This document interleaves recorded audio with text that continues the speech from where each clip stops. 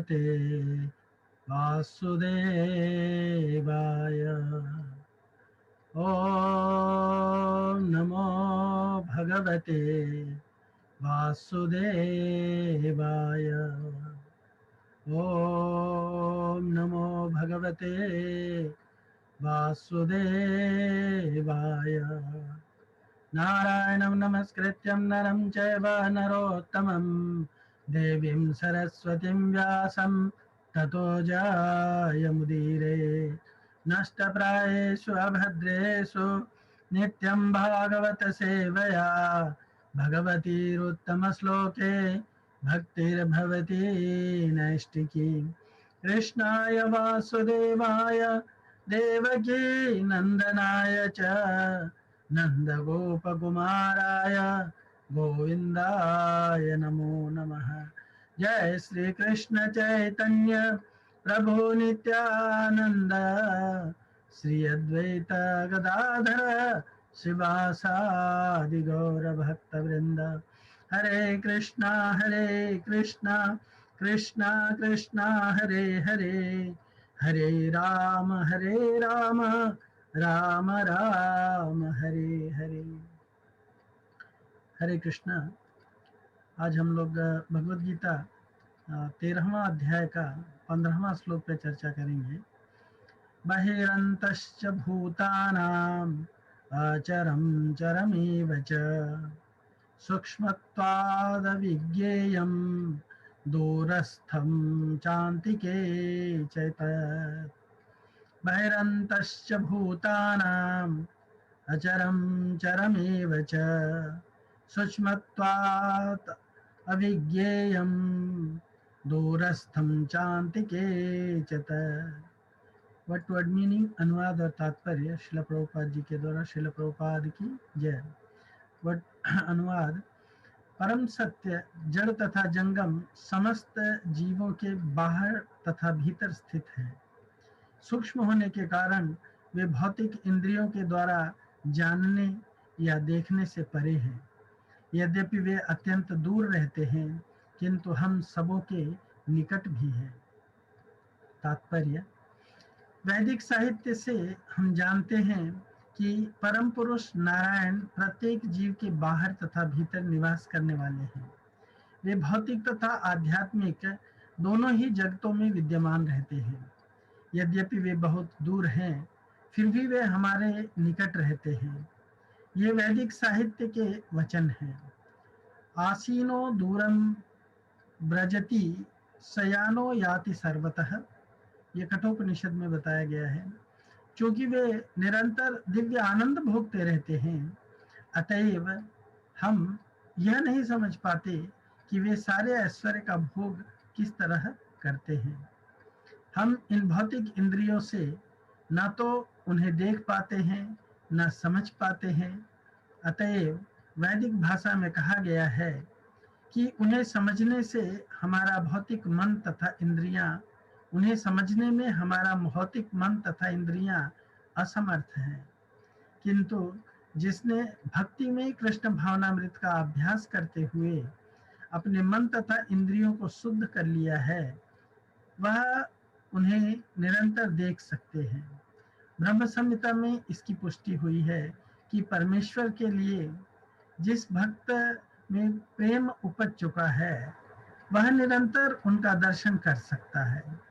और भगवद गीता में 11.54 में इसकी पुष्टि हुई है कि उन्हें केवल भक्ति द्वारा ही देखा तथा समझा जा सकता है। भक्त्या तो अनन्य शक्य। यहाँ तक श्रील प्रभुपाद जी का तात्पर्य है। अब इसमें हम लोग थोड़ी चर्चा करेंगे। ओम अज्ञानतिमिरन्धस्य ज्ञानाञ्जनशलाकया चक्षुरुन्मीलितं येन तस्मै श्रीगुरवे नमः। श्रीचैतन्यमनोभीष्टं स्थापितं येन भूतले स्वयं रूपः कदा मह्यं ददाति स्वपदान्तिकं। वन्देऽहं श्रीगुरौ श्रीयुतापदकमलं श्रीगुरून् वैष्णवांश्च। श्रीरूपं साग्रजातं सहगण रघुनाथान्वितं तं सजीवं साद्वैतं सावधूतं परिजनसहितं कृष्ण चैतन्यदेवं श्री राधा कृष्ण पादा सहगन ललिता श्री विशाखान्वितांश्च। हे कृष्ण करुणा सिंधु दीनबंधो जगत्पते गोपेश गोपिका कांत श्री राधा कांत नमोस्तुते। तप्त कांचन गौरांगी श्री राधे वृंदावनेश्वरी वृषभानुसुते देवी प्रणमामि हरिप्रिये। वाञ्छाकल्पतरुभ्यश्च कृपा सिन्धुभ्यैव च पतितानां पावनेभ्यो वैष्णवेभ्यो नमो नमः। जय श्री कृष्ण चैतन्य प्रभु नित्यानंद श्री अद्वैत गदाधर श्रीवासादि गौर भक्त वृंद। हरे कृष्णा कृष्णा कृष्णा हरे हरे हरे राम राम राम हरे हरे। हरे कृष्णा। बहिरन्तस्य भूतानां अचरं चरमेव च सूक्ष्मत्वात् अविज्ञेयं दूरस्थं चान्तिके च तत्। वे परमात्मा संपूर्ण प्राणियों के भीतर बाहर परिपूर्ण रूप से हैं और प्राणियों के रूप में भी वे ही यों दूर से तथा दूर तथा नजदीक से नजदीक वे ही हैं और वे अत्यंत सूक्ष्म होने के कारण जानने में नहीं आते हैं। तो यहाँ इस श्लोक में, इस प्रकरण में भगवान जो है 12वें से लेकर के 17वें श्लोक तक कुल 6 श्लोकों में भगवान जो है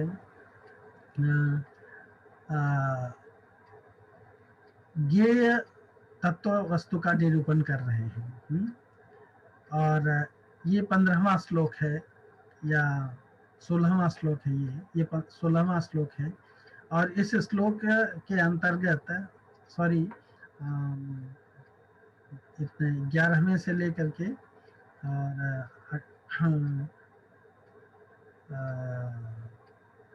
13वें से लेकर के 18वें तक के श्लोक में ज्ञेय तत्व वस्तु का वर्णन किया गया है। उसमें ये 16वां श्लोक है। तो इस श्लोक के अंतर्गत जो पहले के 3 श्लोकों में और आगे के 2 श्लोकों में जो भाव आया है उसका सार प्रकरण भी इस श्लोक में दिया गया है। तो यहाँ एक्चुअली ज्ञेय वस्तु यानी परमात्मा ज्ञेय वस्तु है, उनके बारे में बता रहे हैं भगवान। तो भगवान यहाँ पे बता रहे हैं बहिरन्तश्च भूतानां अचरम चरम एव च। तो एक एग्जाम्पल से इसको समझने के प्रयत्न करते हैं। भगवान कहते हैं कि मैं सभी चर अचर जीवों के बहिर और अंतर सब जगह स्थित हूँ। जैसे कुंती महारानी कहती हैं भगवान को कि आप जो है सबके अंतर बहिर अवस्थित हो।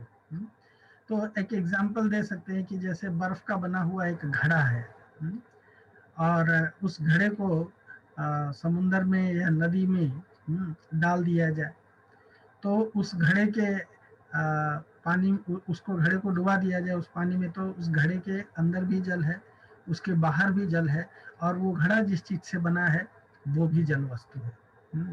तो संपूर्ण जल ही जल है। ऐसे ही संपूर्ण चर अचर प्राणियों के बाहर भी भगवान ही है परमात्मा रूप में, भीतर भी भगवान ही है परमात्मा रूप में और वो खुद ही परमात्मा स्वरूप है। तो इसका अर्थ ये हुआ कि जैसे घड़े में जल के सिवाय दूसरा कुछ नहीं है, जल के सिवाय दूसरा कुछ नहीं है, केवल जल ही जल है सर्वत्र। ऐसे ही इस संपूर्ण संसार में परमात्मा के स्वरूप में, परमात्मा के रूप में भगवान के सिवाय दूसरा कोई तत्व है ही नहीं। इसी बात को भगवान ने यहाँ पे बताया है कि सब कुछ परमात्मा ही परमात्मा है। और भगवान ने महात्माओं की दृष्टि से इसी को क्या कहा है, वासुदेव सर्वमिति स महात्मा सुदुर्लभ। जो महात्मा है वो कहते हैं कि इस जगत में सर्वत्र महात्मा भगवान ही भगवान, वासुदेव ही वसुदेव विद्यमान है, हर रूप में वासुदेव विद्यमान है।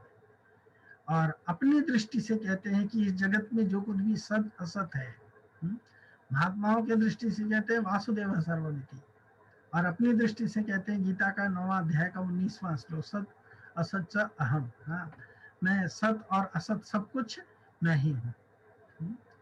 तो यहाँ पे ये दूर, हाँ, भगवान इस चीज में बहिरंतश्च भूतानाम, हाँ, चरम अचरम एवच, जो भी जड़ जंगम जितनी भी वस्तुएं हैं, चर अचर, हाँ, समस्त लिविंग एंटिटीज में, उसके अंतर में, उसके बाह्य में भगवान के सिवा इस जगत में दूसरा कुछ नहीं है। यही यहाँ पे भगवान इंडिकेट करते हैं, यही यहाँ पे भगवान इंडिकेट करते हैं। इस चीज को हम कैसे समझेंगे?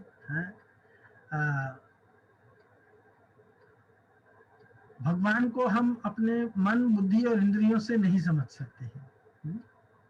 परमात्मा को हम अपने मन बुद्धि इंद्रियों से नहीं जान सकते हैं। इंद्रिया मन बुद्धि प्रकृति के कार्य हैं और परमात्मा प्रकृति से अतीत है। प्रकृति का कार्य प्रकृति को भी पूरा नहीं जाना जा सकता है, प्रकृति के कार्य को भी, हम प्रकृति को भी संसार में पूरी तरह से नहीं जान सकते, जो भगवान की एक बहिरंगा शक्ति है ना। तो भगवान के बारे में जानना कितना कठिन है हम ये समझ सकते हैं, परमात्मा को जानना कितना कठिन है। तो परमात्मा को जानने का विषय न मान करके मानने का विषय मान ले। अगर हम परमात्मा को स्वीकार कर लेते हैं और ये मान लेते हैं कि इस जगत में जो कुछ भी हमें प्रकट अप्रकट दृश्य अदृश्य रूप में दिखाई देता है ना, हमारे इंद्रियों के कांटेक्ट में आता है, हमारे इंद्रियों से परे है, वो सब कुछ ही परमात्मा है, भगवान ही भगवान है। तब हम इस विषय को अच्छी तरह से समझ जाएंगे, है ना। विश्वनाथ चक्रवर्ती ठाकुर पाद जी इस विषय को लेकर के बड़ा ही महत्वपूर्ण पॉइंट कहते हैं, है ना। वो कहते हैं कि भूतानां स्वकार्याणां बहिश्चान्तश्च यथा देहानां देहा नामाकाश आदिकम् अचरं स्थावरं चरम जंगमं च भूत जातं च तदेव कार्यस्य कारणात्मकत्वात् एवं अपि रूपादिभिः भिन्नत्वात् तद्विज्ञेयम् इदं तदिति स्पष्टं ज्ञानहं न।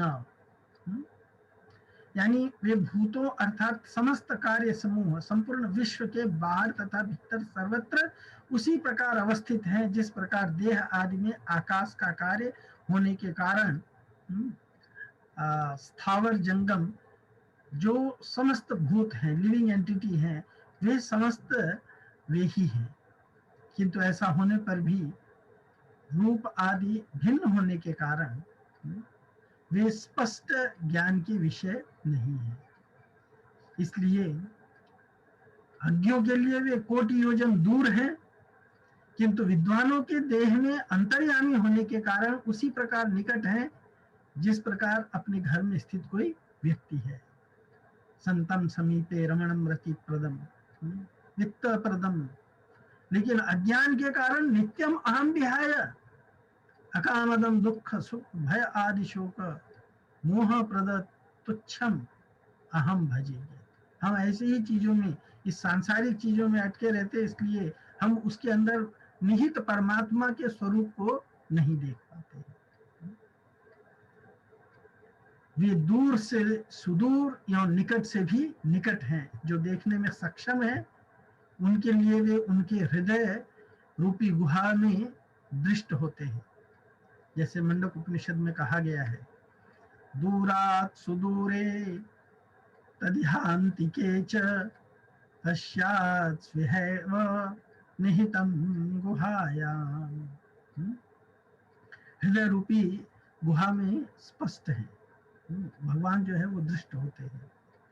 तो उन परमात्मा परमेश्वर से ही ये सब चर अचर सभी प्राणियों की उत्पत्ति होती है।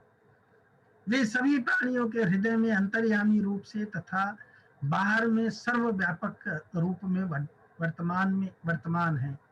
चराचर संपूर्ण विश्व उनकी शक्ति का कार्य होने के कारण वे ही सब कुछ हैं। सर्वम खल्व इदम ब्रह्म।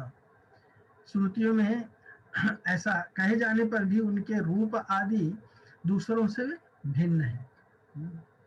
वे स्वयं ही अपने समान हैं, वे असमोध है, यानी उनके जैसा दूसरा कोई नहीं है। यानी बड़े होने की तो बात ही क्या, उनके समान भी कोई नहीं है, परंतु अतिशय सूक्ष्म तत्व होने के कारण सभी उन्हें नहीं जान सकते। एकमात्र एकांतिक भक्तगण ही अनन्य भक्ति के प्रभाव से उन्हें जान सकते हैं। ये श्रील प्रभुपाद जी भी बताते हैं। इसलिए वे अत्यंत दूर और अत्यंत निकट भी हैं। अनन्य भक्तों के लिए निकट और अभक्तों के लिए बहुत दूर है। तदे जति तन्नय जति तद्दूरे तद्वंतिके तदंतरस्य सर्वस्य तदु सर्वास्य बाह्यतः। हाँ, तो वो बहुत दूर भी है, राइट, बहुत दूर भी है और सबके नजदीक में भी है। ये इसी चीज को हमको जानना है। दूरस्थम चांतिके च तत्, यानी किसी वस्तु का दूर और नजदीक होना तीन दृष्टियों से कहा जाता है। देशकृत, कालकृत और वस्तुकृत। दूर होना या नजदीक होना। तो परमात्मा या भगवान तीनों ही दृष्टियों से दूर और नजदीक से नजदीक है। जैसे दूर से दूर देश में भी वे परमात्मा ही है, वे ही परमात्मा है ना, वे ही परमात्मा है। और नजदीक से नजदीक देश में भी वे ही परमात्मा है।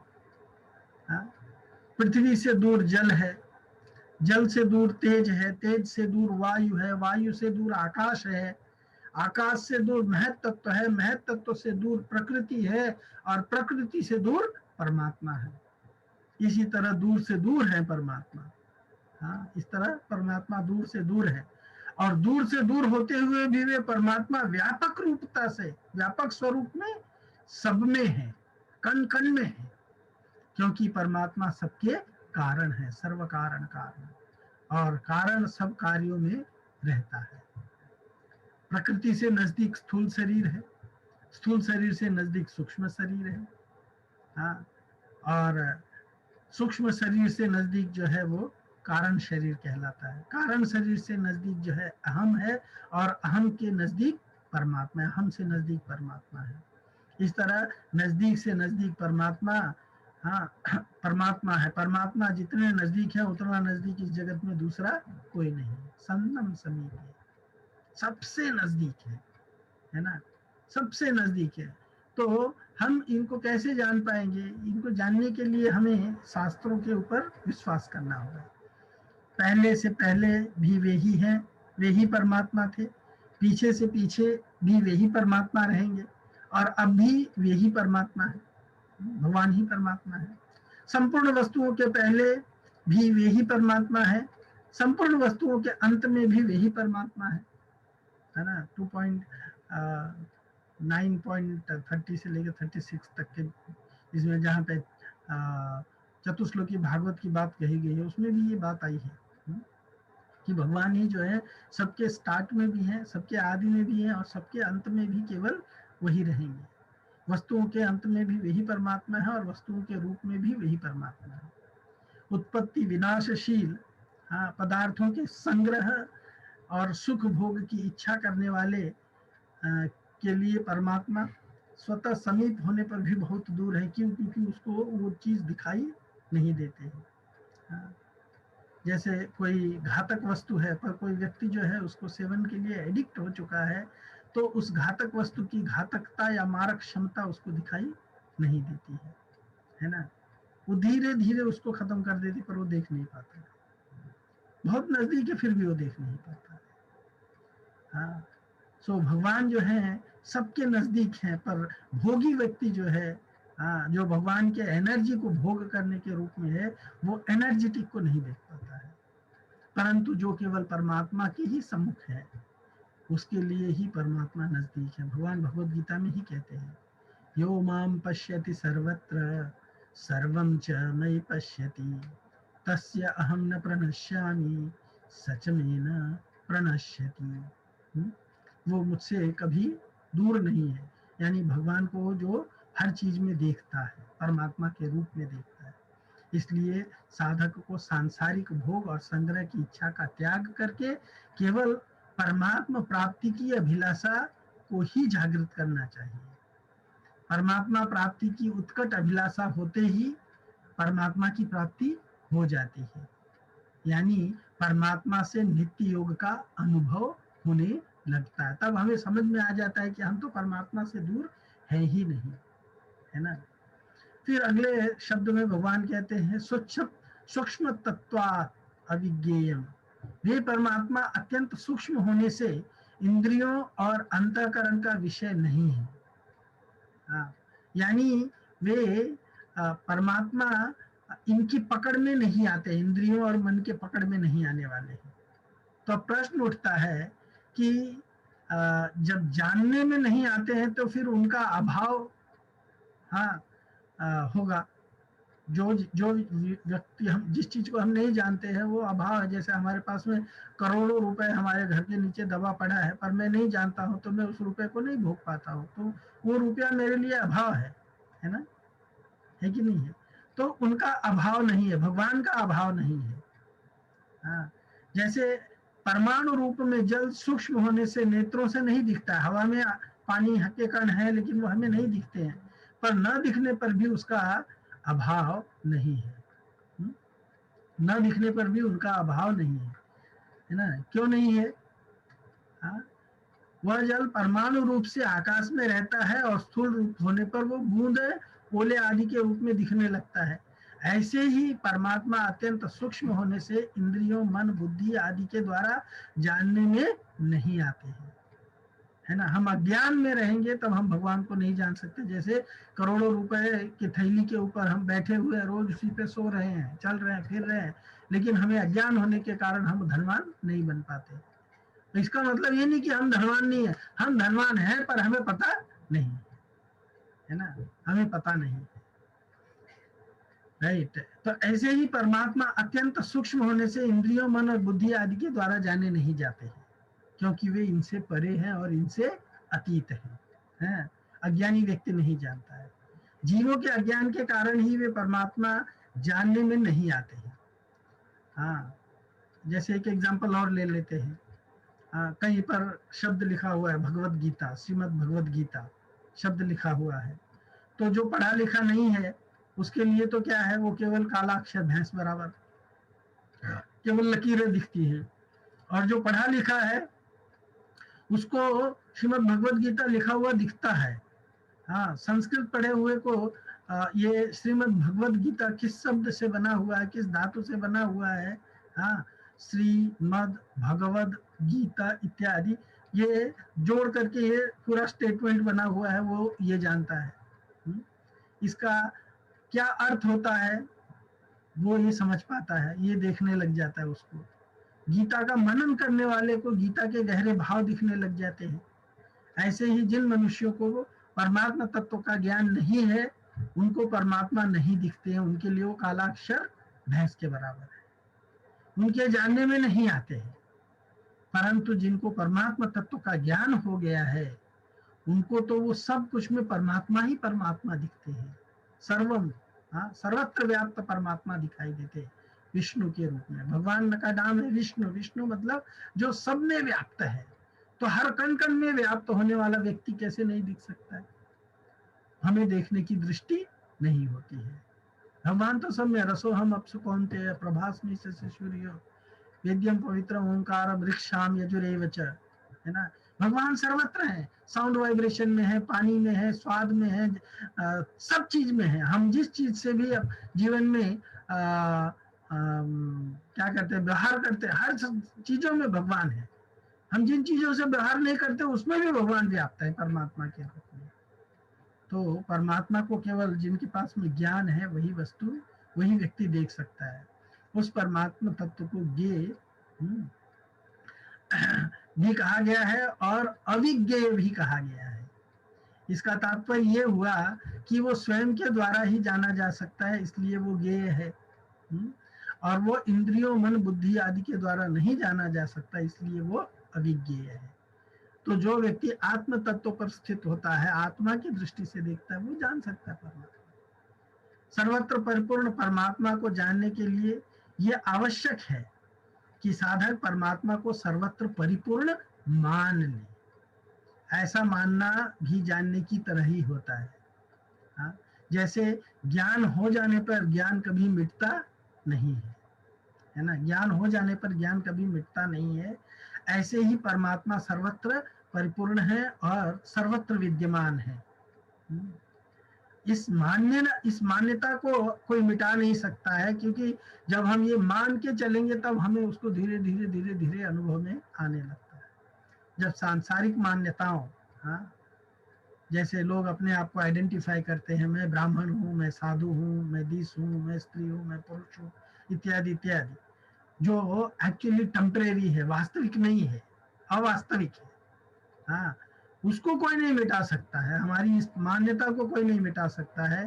तब पारमार्थिक मान्यताओं को, जो वास्तविक है, हाँ, रियल है, उसको कौन मिटा सकता है। जीवेर स्वरूप है कृष्णेर नित्य दास, इस सत्य को कौन मिटा सकता है।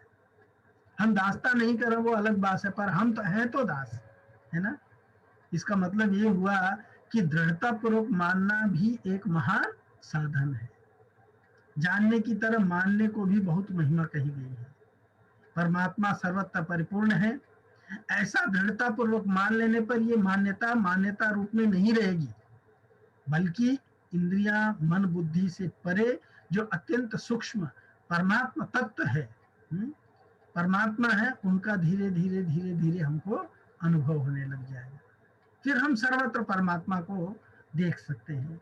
यही इस श्लोक की इसमें बताया गया है। स्वयं परमात्मा के साथ जब एकता हो जाएगी, परमात्मा की प्राप्ति भी की स्वीकृति हो जाएगी, चिंतन मनन वर्णन करने से वो हम नहीं प्राप्त कर सकते हैं।